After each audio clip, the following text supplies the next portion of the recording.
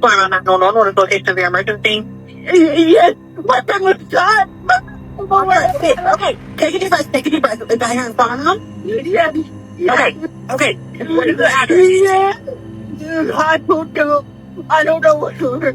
Okay, where are you at? Are you there with your friend? Yes. Okay, take a deep breath for me, okay? Are you at 1805 Hamilton? I don't know. Okay, is there somewhere, is a mail that you can look at? No, there's no one. I don't know where I'm at. You can't be my phone. Okay, slow down, please. Okay, do you know who it was?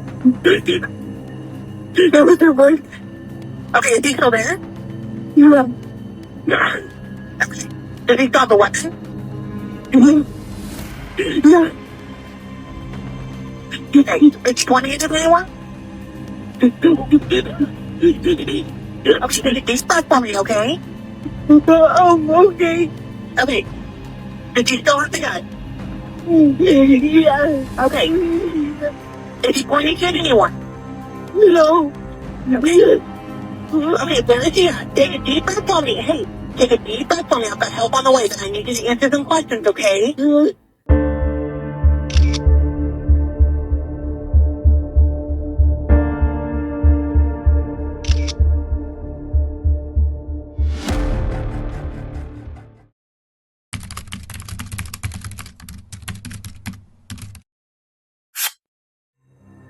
12:49 in the morning. The streets of Flower Mound, Texas are quiet now. The festival is over. The fireworks have faded into smoke and memory. Families have packed up their lawn chairs and loaded sleepy kids into minivans. The food truck operators are counting their cash. The city is exhaling after a long, hot 4th of July. And on a stretch of Flower Mound Road, in the darkness just past midnight, a man is standing over his phone. His hands are shaking. His voice, when it comes, is barely recognizable as human. He dials 911. The dispatcher picks up. And then, in 3 words that will travel from this suburban Texas street to every phone screen in America, he says it. I shot her. 3 words, 1 confession, and a story that was about to consume the internet. Because this man was not a stranger. He was not a nameless face in a police report. He was Dino, a TikTok creator with over 155,000 followers, half of a viral couple account that millions of people had scrolled past, laughed along with, and looked to as a model of modern romance. And the woman lying in the back seat of that black 2024 Chevrolet Blazer, bleeding from a gunshot wound just above her right eye, was Zara. Zahara Hashemi, his girlfriend, his content partner, the woman whose face had been on thousands of screens, laughing, dancing, building a life in public. The same woman who was now fighting for her life on a dark Texas road. Welcome to Crime Gone Viral, the channel where the most urgent, most disturbing, and most revealing true crime stories of our time are told with the depth they deserve. Today's story is one of the most talked about domestic violence cases to emerge from the social media era. It is a story about 2 young people whose love was built for an audience. A story about what that kind of performance does to the people doing the performing. And a story about what happens when the violence that was always simmering beneath the surface finally catastrophically boils over. This is Crime Gone Viral. And if you are new here, let me tell you what we do. We don't just cover what happened. We follow the story all the way down. We look at the system, the psychology, the culture, and the consequences. We ask the uncomfortable questions, and we demand that the truth get the attention it deserves. If you are ready, let's dive in.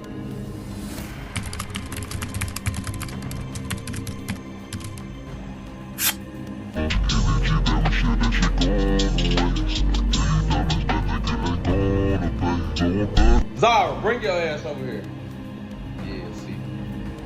They think I ain't got my woman attention. Why the fuck would you slap my neck like that? Oh my goodness. Like, damn, chill. My bad. Okay. It's all good. Now let's try again. Okay. So, baby, how you doing? How you ask me to come? She is so sweet. And, you know, we just so in love. Yeah, you just gotta, yeah, we just so in love. And, you know, it's my woman. Just so happy to go. Let's go back to before any of this happened. Before the hospital, before the courtroom, before the hashtags. Let's go back to when Larius Brownlee and Zara Hashemi were just two young people building something online. They met the way a lot of social media couples do, through mutual circles, mutual vibes, mutual recognition that together they were more watchable than they were apart. And together they were very watchable. Larius went by Dino online, Zara went by Zara. And together they became Dino and Zara, a joint TikTok persona with a name, a brand, and an audience that grew quickly and devotedly. At peak, their shared account commanded over 155,000 followers. That is a significant number. That is not a hobby. That is a real monetizable, life-shaping platform built on the content of their relationship. And the content they made was good, genuinely watchable. Dino had the brooding, tattooed South Dallas energy that plays well online. Jewelry, dreads, a sharp tongue that made people laugh. Zara was magnetic in the opposite way. Expressive, emotional, quick to clap back, quick to laugh, the kind of person who makes you feel like she's talking directly to you through the screen. Together they had chemistry that audiences found impossible to look away from. Their videos covered all the standard couple content beats: TikTok challenges, pranks, shopping trips, birthday surprises, matching outfits, road trips, arguments that were supposedly played for laughs. Tender moments that came right after the chaos, the makeup after the breakup, the love underneath the noise. They had designer outfits. They had the aesthetic. They had everything the algorithm rewards, and the audience rewarded them right back. Thousands of likes per video, hundreds of comments, new followers every day. The parasocial attachment was real. People felt like they knew Dino and Zara, felt invested in their relationship, felt something personal when the couple posted. That kind of platform creates pressure. Enormous, invisible, relentless pressure to perform, to top the last video, to be more entertaining, more dramatic, more lovable, more watchable than you were yesterday. And in the world of couple content, the thing that drives engagement more than almost anything else is conflict, drama, the will they or won't they, the explosive argument followed by the tearful reunion, the chaos of a relationship lived out loud. Dino and Zara understood this intuitively. Whether consciously or not, they gave their audience what it wanted. And the more volatile their content, the more their numbers climbed. Here is the part that should give us all pause. The audience cheered. Commenters called them so real when Dino snapped at Zara on camera. They laughed when she cried during a prank. They shipped the drama because drama was entertaining. The algorithm agreed. And so the machine kept running. Now, to be fair, not every couple content creator is hiding abuse. Not every argument caught on camera is a sign of something sinister. Young people in love are messy. Real relationships are complicated. And Zara herself, in her own voice, described moments of their dynamic as mutual. She pushed back. She gave as good as she got. She was not a passive participant in the content they made. But here's what we know now, with the benefit of hindsight and the evidence that has since surfaced. Underneath the brand, something darker was developing.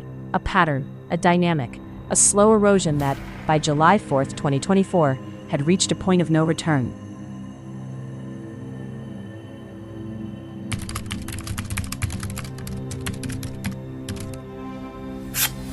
Go back and watch their old videos now, after everything you've just heard, and you will feel it. That shift. There is a difference between a couple that argues for the camera and a couple that argues because they cannot stop. Between playful teasing and contempt dressed up as a joke.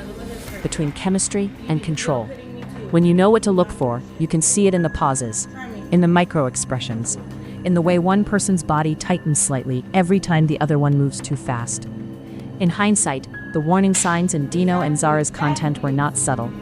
In one video that has since gone viral for all the wrong reasons, Larius has Zara in what can only be described as a chokehold. She is laughing, or trying to. She is struggling to get free. He doesn't release her immediately. The camera captured every second of it, and in the comments underneath that video, people laughed along. They're so funny. This is goals. Relationship vibes. A man physically restraining his girlfriend was captioned, "Relationship vibes." In another clip, one that has been screenshotted and reposted thousands of times since the shooting, Dino mocks Zara's appearance on camera, calls her head long, dismisses her when she tries to speak. His tone shifts from playful to cutting in a single breath. The contempt in that transition is not performance. Contempt is not something you can fake. In still another video, Zara is visibly upset, and Dino tells her, repeatedly, "Go to sleep, go to sleep, go to sleep," each time more clipped than the last. She is trying to express something. He is shutting her down. When she pushes back, he escalates. The whole exchange is uncomfortable to watch, not because it's dramatic, but because it feels real in a way that their happy content never quite did. And then there is the clip that Zara herself posted, a tearful, half-comedic rant in which she tells Dino, "If I die today, and it was your fault, you're going to be buried next to your wife, not me." She frames it as a joke. Dino smirks. The audience laughed. Replay that now. Watch her face. People close to the couple told investigators after the shooting that what appeared in their TikTok content was a cleaned-up version of what was actually happening. Behind closed doors, witnesses described a relationship that had devolved into genuine danger well before Independence Day 2024. Verbal confrontations, physical altercations, a cycle of escalation, reconciliation, and escalation again. This is the cycle that domestic violence experts have documented and studied for decades. It does not look dramatic from the inside. It looks like love. It looks like passion. It looks like we just fight hard because we care hard. And that narrative, that love and violence can coexist and somehow enhance each other, is one of the most dangerous lies in our cultural vocabulary. And here is where the social media element becomes particularly insidious. Dino and Zara were not just living this dynamic privately. They were broadcasting it. They were packaging it for consumption. And the audience, responding to what the algorithm said was engaging, rewarded the volatility with views, likes, and follows. Criminal defense attorney and former prosecutor Florina Iller, who reviewed the case publicly, put it plainly: social media is a lie. It is the highlight reel of positives, filtered through a rose-colored lens, designed to make you want to watch. Nobody is showing you their worst moments. Nobody is putting their darkest hours in the caption. What you see is exactly what someone wants you to see. In Dino and Zara's case, what they wanted us to see was a love story.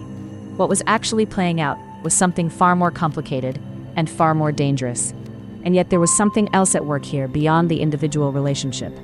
There is a cultural tendency to romanticize volatility in young couples, to mistake jealousy for devotion, to call controlling behavior possessive in a way that sounds flattering, to see a woman crying on camera and think it means the love is real.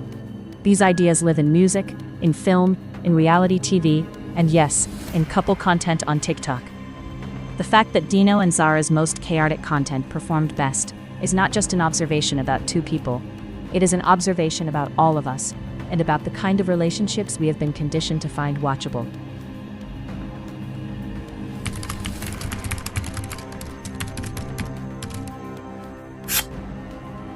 July 4th, 2024.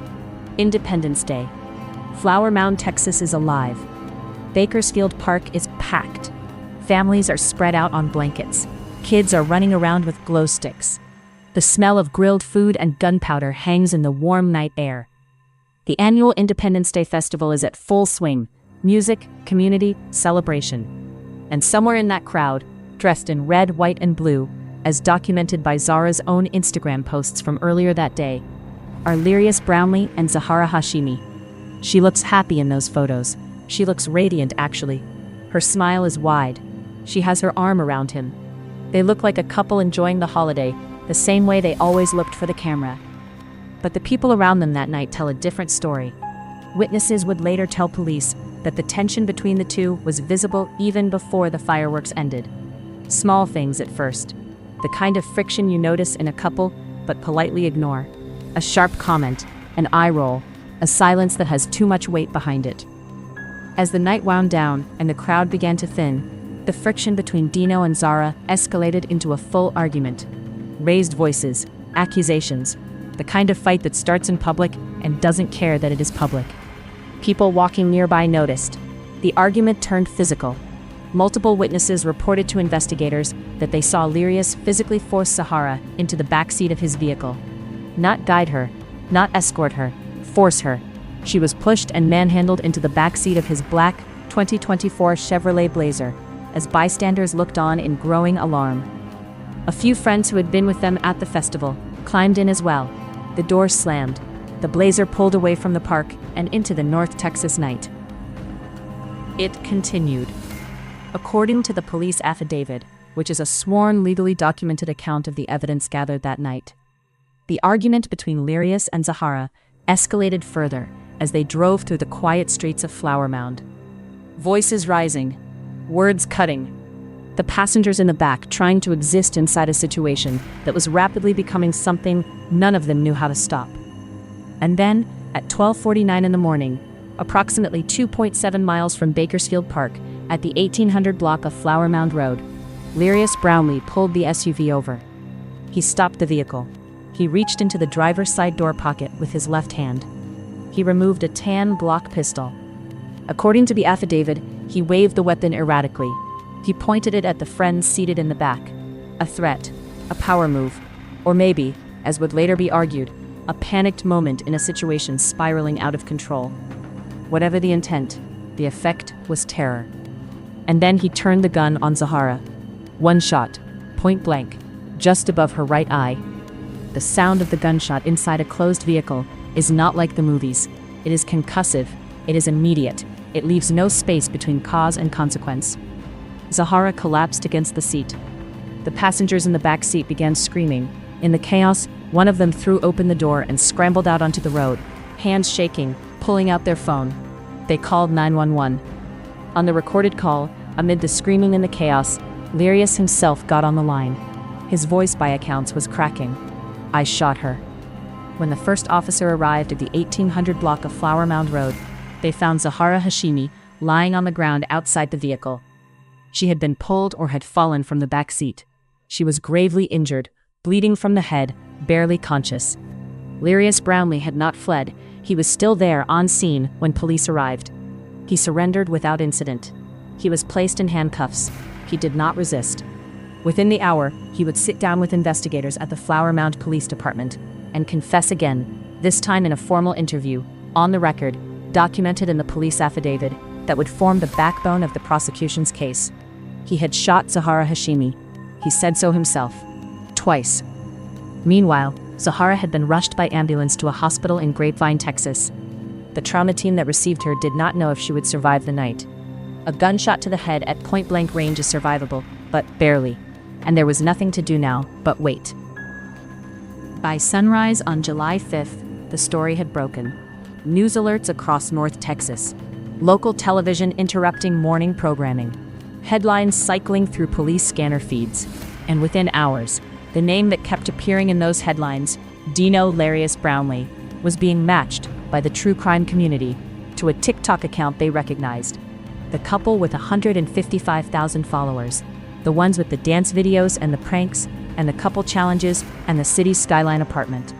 Those two, yeah, them. TikTok exploded, Instagram exploded, Twitter exploded, and in every corner of the internet were people who had followed Dino and Zara gathered. The same stunned, disbelieving question repeated itself.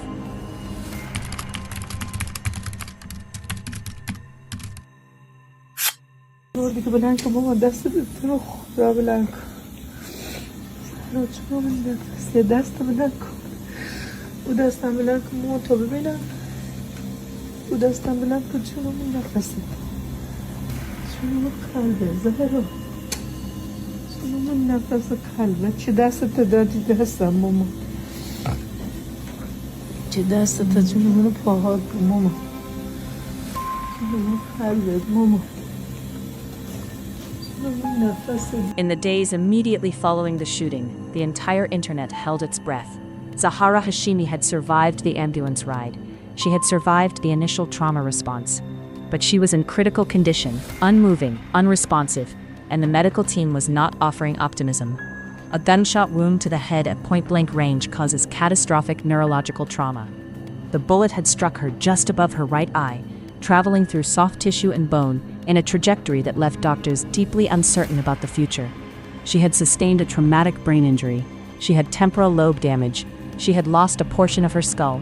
She would require multiple surgeries, and if she survived, she would face a recovery that would demand she relearn fundamental human skills from the ground up. How to walk, how to eat, how to communicate, how to be herself again. The doctors, according to her sister's later account, told the family to prepare for the worst. They told them to say goodbye. Zahara's sister, Sarah, took to social media to give the updates that the community was desperate for, keeping it measured, keeping it careful, but the emotion underneath was audible in every word. That update sent shockwaves through TikTok and through every corner of the internet that had been following the story. She had lived.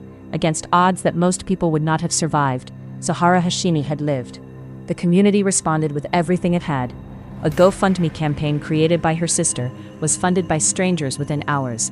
$5, $20, $50, $100. From people who had never met Zara, who had only ever watched her through a phone screen, but who felt, in that particular way that the internet can create, a personal investment in her survival. The message from the thousands who donated was unmistakable. We are with you. We believe you. We are here. And when you are ready to stand up in a courtroom and tell the truth, we will be cheering you on. Because at that point in the story, there was no ambiguity. The police affidavit was public. The eyewitnesses were on record. Lirius had confessed on a 911 call and again to investigators. The case against him seemed airtight. The public expected justice. They expected prison time. They expected the full weight of the Texas legal system to land on Lirius Brownlee for what he had done. And while they waited for that, they watched Zara fight. God, she fought. Months of surgeries, months of physical therapy, learning to walk again along parallel bars in a rehabilitation facility, every step an act of will. Learning to talk again, slowly, carefully, her speech halting in the early days as her brain rewired itself around the damage it had suffered. Learning to eat, learning to navigate a world that looked the same as it always had, but felt completely different from inside a body that had been through the unimaginable. She documented it, of course she did. She is a content creator. That is how she processes the world, through the lens, through the share, through the community response. And the community responded exactly as she needed them to, with love, with prayer, with fierce protective anger on her behalf. In one early live stream from the hospital, Zara appeared on camera for the first time since the shooting. Her hair was short from the surgeries. She was propped in her hospital bed. Her voice was slow, but she was there. She was Zara. People who watched that stream cried. People who watched it got furious. People who watched it felt a protective instinct so strong it surprised them. This woman they had never met, whose relationship they had followed on TikTok, was sitting in a hospital bed, having survived a gunshot wound to the head, and she was still here, still talking, still showing up. The hashtag Justice for Zara hashtag spread, her story spread, her GoFundMe filled. The community rallied behind her with a unanimity that is rare, even in the most galvanizing of online moments. Everyone expected the same ending.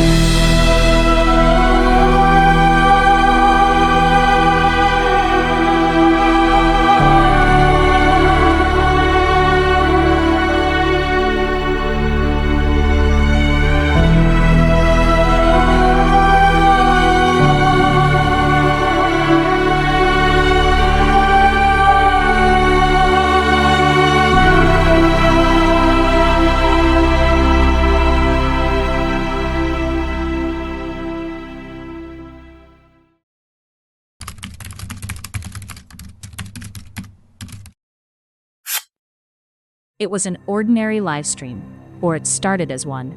Zahara was on TikTok, going live with her sister, one of the check-ins she had been doing periodically throughout her recovery, giving her community updates on where she was in the healing process, thanking people for their support, being present in the way content creators are present, through the screen, through the share, through the unfiltered moment. And then Larius walked into frame. He had been released from custody on February 13th, and he was in Zahara's home. Zahara's sister, visible in the frame, went visibly still. Her jaw, as multiple viewers described it, dropped. The comment section, which had been moving at the normal speed of a typical live stream, exploded instantly into a wall of text. Isn't that Dino? He shot her and he's in her house? What is happening right now? It was one of those moments that the internet does occasionally produce. Genuinely, jaw-droppingly unscripted, where reality arrives on screen without the filter of editing or curation, and you are left staring at something you cannot quite process. In the days that followed, more confirmation arrived. A cryptic Instagram story from Zahara, a caption that referenced forgiveness and moving forward. Social media accounts that track influencer activity reported sightings of the two together in the Flower Mound in Dallas area. And then the confirmation that removed all remaining ambiguity. Brownlee's own attorney stated publicly that the two remained a couple. Zahara Hashemi had reconciled with the man who shot her in the face. The internet's response was not uniform. It was not simple. It was messy and loud and complicated in the way that responses to things that don't fit into clean narratives always are. Some people, a significant number, felt betrayed. They had donated money. They had posted hashtags. They had invested emotionally in Zahara's recovery and in the justice they expected to follow. The outcome they got felt like a reversal of everything they had been told to believe. And some of that anger, while understandable in origin, manifested in ways that were unkind and even cruel towards Zahara personally. Other people, particularly those with backgrounds in trauma psychology, social work, or personal experience with abusive relationships, responded with something more complex. Deep concern, mixed with the kind of weary, unsurprised sadness that comes from having seen this pattern play out before. Because here's the clinical reality that does not fit neatly into a social media post. Survivors of intimate partner violence return to their abusers an average of 7 times before leaving permanently. 7. This is not a character flaw. It is not stupidity. It is not a choice made freely in the way that choosing a meal or a movie is a free choice.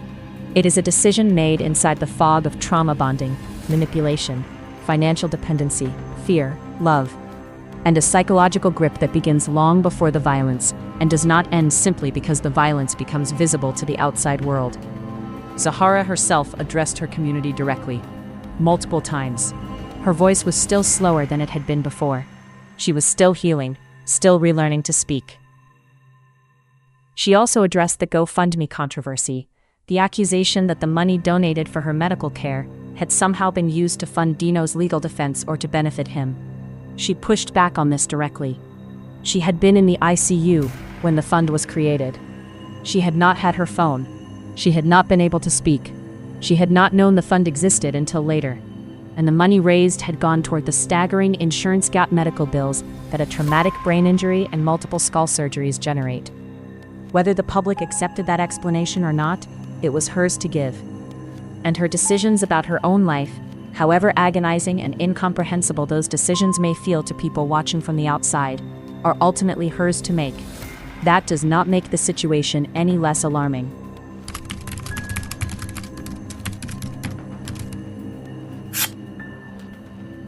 Guys, as much as I want to tell you guys it was not an accident, it was. I don't even fuck with him. I have nothing to do with him. I don't text him. I don't respond back to him. I have nothing to do with him. And the only story I am going to tell is what my sister and Dino and Zay told me, especially my sister and Dino. And this is what I am going to live by. And if you guys think that it was not an accident, I can't change your mind. I am at the point, it's been a year, I am at the point, I literally need to focus on my own healing. I have no time to correct everyone on their beliefs. Like, that's what you believe, that's okay. Literally, it's okay.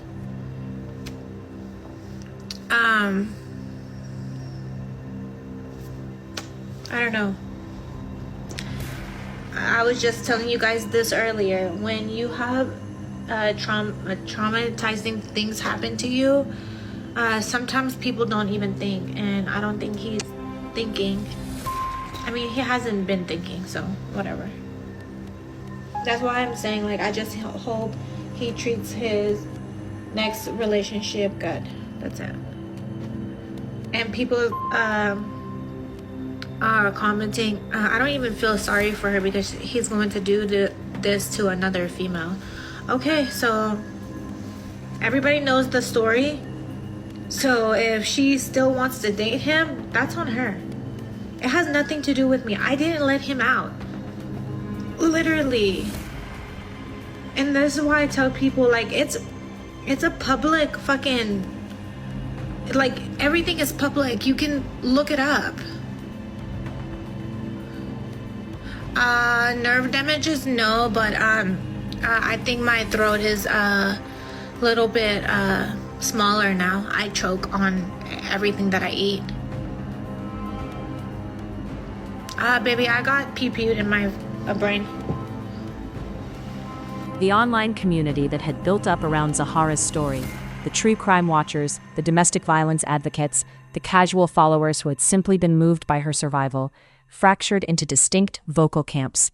And the conversation those camps had with each other is worth examining carefully, because it reveals something important about how we as a society understand and misunderstand the experience of abuse survivors. The first camp believed, with genuine conviction, that Zahara was a victim of something the clinical world calls trauma bonding. The technical definition: the psychological response in which a victim forms a powerful emotional attachment to their abuser, often as a result of cycles of alternating abuse and affection. The abuser becomes both the source of pain and the source of comfort.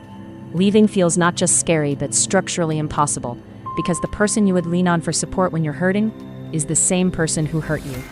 They were not wrong to identify this dynamic. It is real, it is documented, and it is devastatingly common in intimate partner violence cases. Their concern for Zahara was genuine.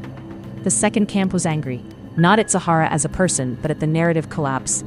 These were people who had invested real emotional energy in a story that seemed to promise a specific resolution. Survivor heals, perpetrator faces consequences, justice is served. That resolution did not arrive, and when the story pivoted, the anger they felt needed somewhere to go. Some of it went to the legal system.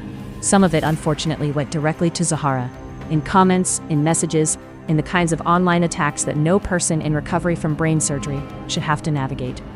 The third group, arguably the most uncomfortable to sit with, pointed to something that Zahara herself was starting to say online. In several posts and live streams during this period, she made comments that suggested she felt partially responsible for what had happened on July 4th, that she had played a role, that she bore some accountability for the events of that night. Mental health advocates who study domestic violence recognize this immediately, a survivor internalizing the narrative of her abuser. This is one of the most common and most damaging outcomes of prolonged manipulation and control. The victim comes to believe at some level that they caused or deserved what happened to them. It is not a sign of truth.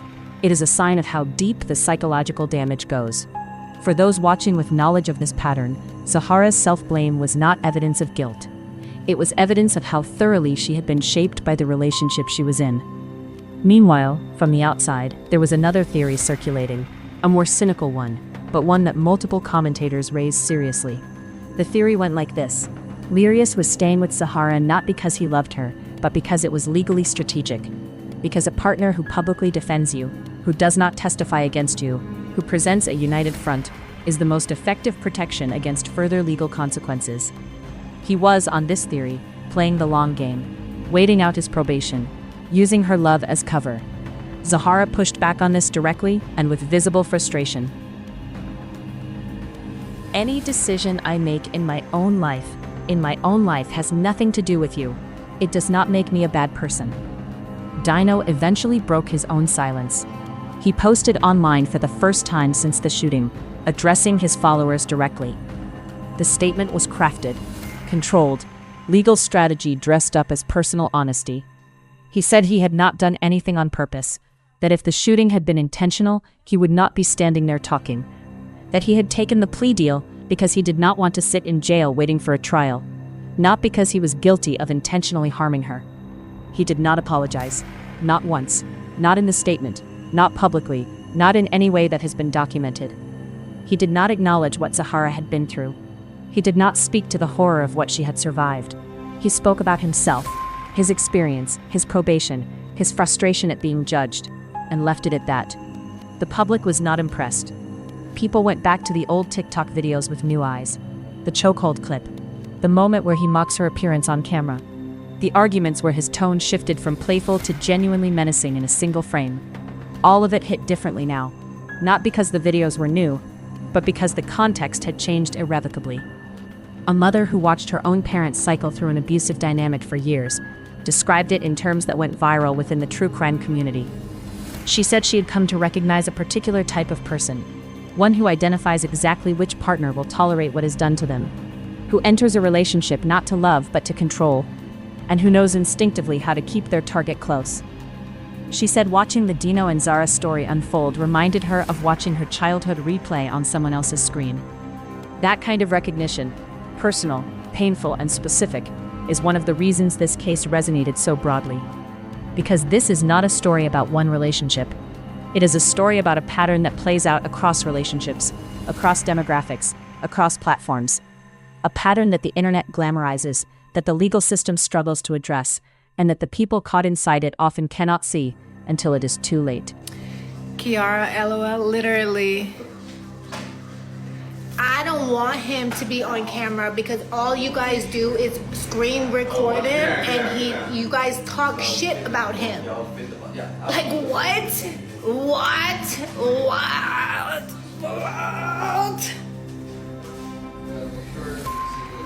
This is why when he gets in, I cover my screen and I tell him I'm on live.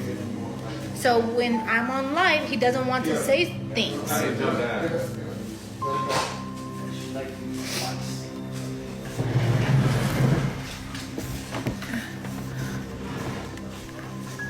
I'm talking about angels. Okay. The honest truth about my mental, it's good because I have God. Like, I don't know. Yes, do I want to lay in bed all day? Yes. Yes. But I don't. Literally, I don't. That's why people are like, oh, you're on live every single day. What the fuck else do you want me to do? I have to recover. And they told me that I have to be in bed and I have to be gentle with my head. And they told me all of this shit when I was in the hospital. Okay, and this was 12 days ago too. What do you guys want me to do? You want me to jump off of the bridge? Like, what do you want me to do? Huh?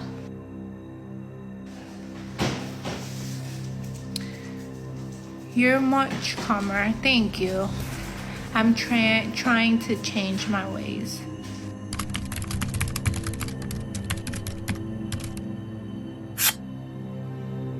We are at the end of the story as we know it today. And whatever chapter comes next in her life is not ours to write or predict or demand. What is ours, what belongs to all of us who followed this story, who were moved by it, who were angry at it, who donated to it, who watched it unfold in real time, is what we do with it, what we learn from it, what we refuse to repeat. So let's talk about what this story demands we confront. Lesson 1. Social media is not reality. Stop treating it like it is. A criminal defense attorney who reviewed this case said it with a directness that deserves to be repeated in full. Social media is a lie. It is a highlight reel of positives filtered through a rose-colored lens designed to make you want to watch. 15 seconds of happiness, 20 seconds of laughter, and then the 23+ hours of the real day that nobody is showing you.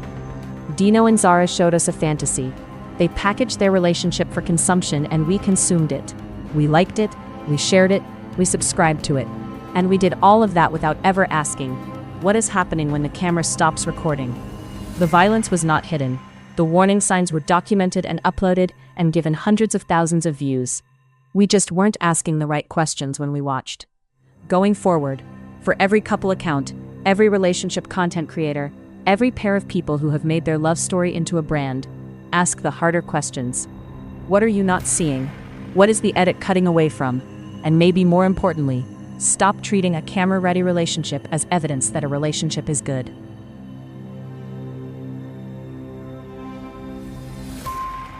Lesson 2. Volatile is not romantic. Conflict is not chemistry. The cultural mythology that equates intensity with love. That says if the fights are big, the love must be bigger. That passion requires volatility. That real relationships are defined by explosive chemistry and dramatic reconciliation. This mythology gets people hurt. It gets people killed. Passion should not require fear. Love should not come with bruises. And a man who degrades his girlfriend on camera, who jokes about hurting her, who shifts from playful to menacing in a breath, that is not personality. That is a pattern. And patterns escalate. The moment someone physically hurts you, humiliates you publicly, controls your movements, monitors your relationships, or makes you feel afraid of their reaction, that is not intensity. That is abuse. And no amount of good moments, no amount of gifts or apologies or social media couple goals changes what it is. We need to stop watching abuse and calling it love. We need to stop rewarding creators who monetize their dysfunction. And we need to raise a generation that knows the difference between fire and destruction. Lesson 3. The legal system has limits. Know them. Demand better. The outcome of this case, 10 years probation for a man who confessed to shooting his girlfriend in the face, is legal. It falls within the sentencing guidelines of the state of Texas. A former prosecutor explained the mechanics of how it happened. It is explicable. It is also, for a lot of people, deeply insufficient. And that feeling of insufficiency is valid, and it points to something real. The legal system, as it is currently structured, is not built to deliver the kind of accountability that victims of intimate partner violence need, particularly when those victims are unable or unwilling, for reasons that are entirely understandable, to cooperate with prosecution. Domestic violence cases have the lowest conviction rates of any violent crime category. Prosecutors know this, defense attorneys know this, the system knows this and has for decades. The solution is not to blame victims for not cooperating. The solution is to build better, more trauma-informed legal processes that do not hinge entirely on the victim's willingness to relive their trauma in a courtroom while facing their abuser across the room. That is an advocacy fight. That is a legislative fight. And it starts with people understanding exactly how the system currently works and insisting, loudly and persistently, that it work better.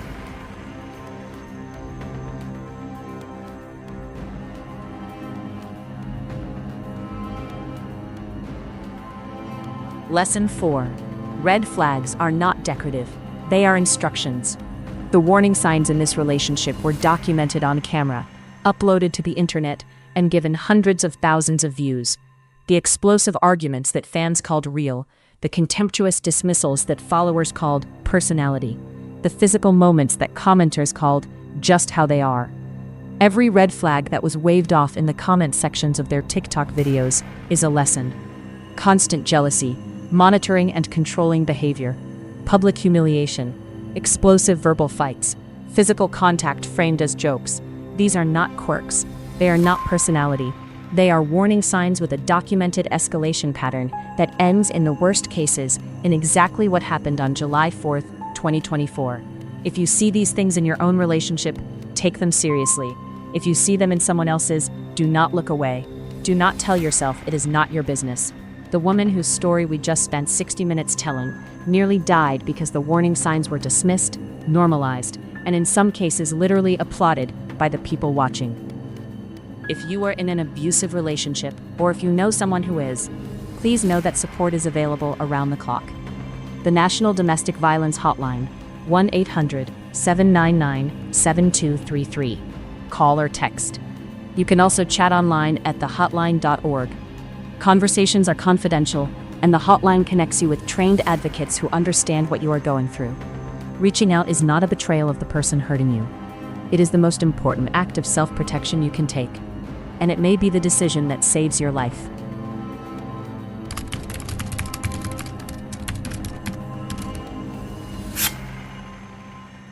We started this story in the dark.